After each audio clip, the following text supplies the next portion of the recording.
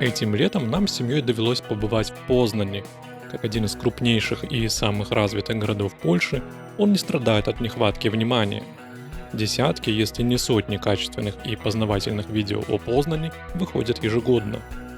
Поэтому я не буду в очередной раз перечислять все его достопримечательности, а сделаю акцент на своих впечатлениях об этом городе.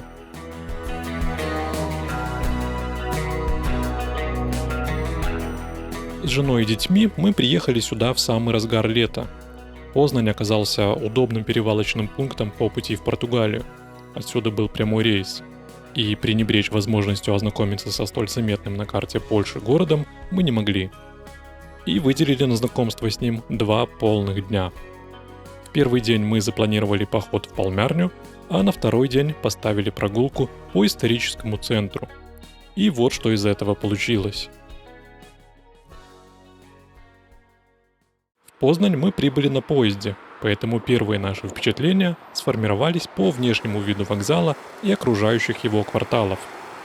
Масштабы и брутально современный стиль зданий слегка напоминали Варшаву. Большущий вокзал, широкие дороги и обилие офисных зданий говорили о том, что мы находимся в реально большом городе. И наш план пойти первым делом в Полмярню пришелся очень кстати, иначе мы бы просто потерялись в шуме этих бетонных джунглей. Но все это было лишь первым впечатлением. На деле же Познань оказался очень даже симпатичным и зеленым городом. Любопытно было обнаружить, что парк, в котором располагалась Полмярня, назван в честь американского президента Уилсона.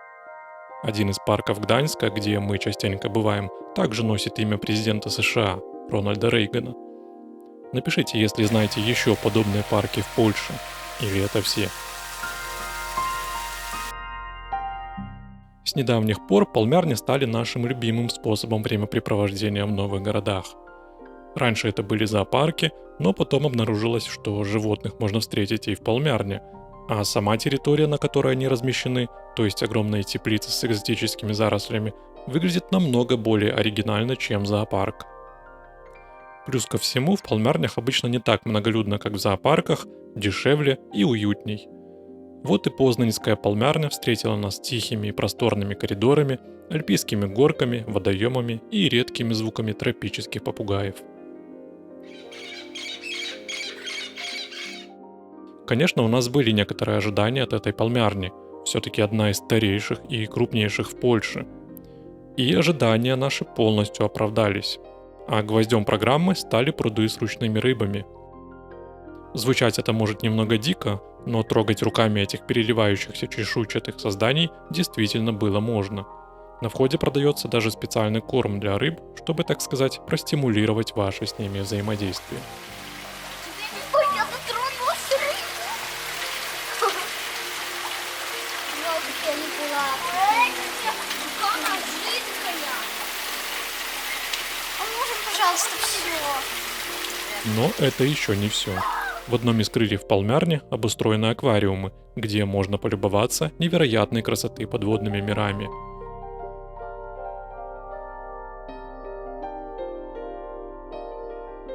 А неподалеку расположена муравьиная ферма, каналы которой заходят прямо в местное кафе. Максимально креативный подход.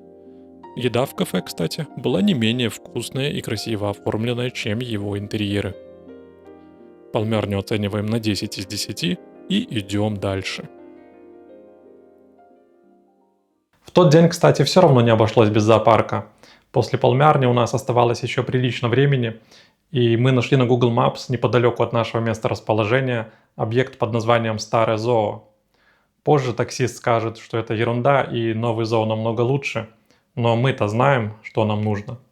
Спокойное, уютное место, без суеты и вот этой, знаете, туристической напыщенности. Нет, мы верим, конечно, что новый зоопарк классный, но и в старом зоо мы отлично провели время. От съемок я там уже отдыхал, поэтому поверьте уж на слово. Да, животных там осталось совсем мало, но зато сохранилась атмосфера. Вот эти поросшие зеленью старые вольеры, здания из прошлого века, будто замершие во времени. В одном из помещений сделан небольшой музей, посвященный истории зоо. Есть кинозал и небольшая экспозиция. И все это бесплатно, за исключением кафе и детских аттракционов. В общем, нам понравилось. Второй день, как я уже говорил, мы полностью посвятили центру города. И наш пеший маршрут начался у Императорского замка. Массивное здание из серого камня чем-то напоминало университет. Хотя, возможно, это обилие молодежи на улицах создало такое ощущение. В этом районе действительно расположено несколько университетов. Но конкретно замок исполняет сегодня функции центра культуры. Тратить время на музейную экспозицию в столь хорошую погоду не хотелось, поэтому мы лишь заглянули в холл, где застали неплохую выставку детского художественного кружка и воспользовались туалетом. А после зашли на внутренний двор. Красивое, но какое-то что ли бездушное место. Отдохнув на площади Свободы с ее необычным фонтаном, занявшим на какое-то время наших детей, мы направились к следующему замку, который был интересен нам в первую очередь своей смотровой площадкой. Королевский, или он же замок Пшемысла, сам по себе оказался совсем не интересен. Но подъем на башню стоил потраченного и времени, и денег.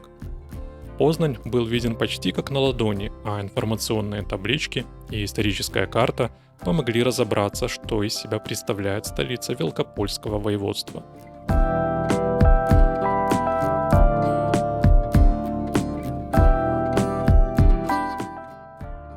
Рыночная площадь, где расположена главная достопримечательность Познани, была весьма оживлена в тот день.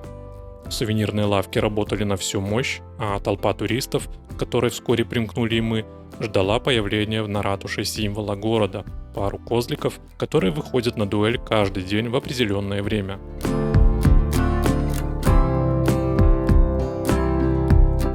Именно здесь, на площади, ощущалось, насколько Познань не перегруженный город.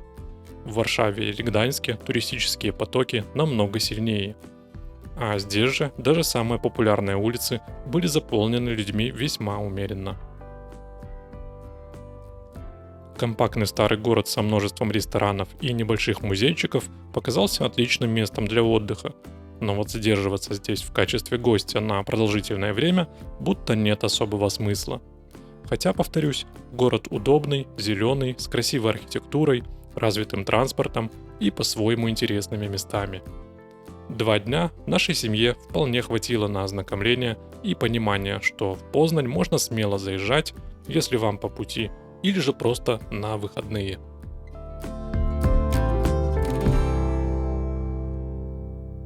Спасибо, что досмотрели это видео до конца. Напишите в комментариях, что вы думаете о городе Познань. Не забывайте ставить лайк. И до скорых встреч. Cześć!